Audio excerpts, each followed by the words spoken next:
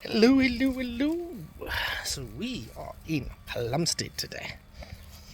We are actually starting a client's exterior.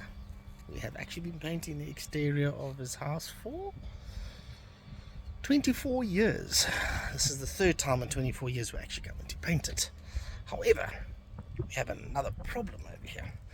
The customer states that his wall is looking horrendous and it's peeling with all this paint, and water is actually saturating.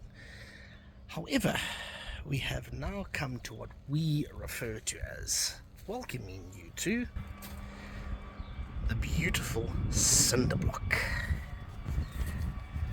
Now, the reason we say the beautiful cinder block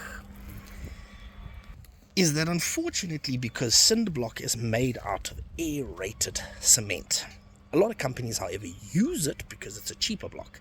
It is a much bigger block. But because of the aeration of the cement, the cinder block rapidly expands and contracts when it gets hot and it's cold. It rapidly expands to such a point that, unfortunately, the physical plaster on the front cannot keep up. So what happens is that the wall cracks in the shape of the cinder block. So let's give an example. The example that is my client's house. There you can see. That's the way the cinder block is going. However, the next door neighbor has also got cinder blocks. And how do we know this? You can follow the way the blocks go. Recap.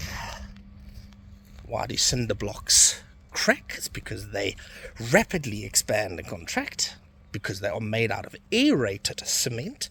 They are readily used because they are very big, so they can take up a lot more space at a cheaper rate when building. But unfortunately, due to that rapid expansion and contraction, the plaster cracks. And in this circumstance where the plaster has cracked, the water has actually sucked in right to the other side as well. But we're here to sort that out. We'll open those cracks up. We'll utilize a very specialized binding technique using a specialized mesh, and then replaster these sections. Hopefully give these walls another 15 years before a crack can even be seen.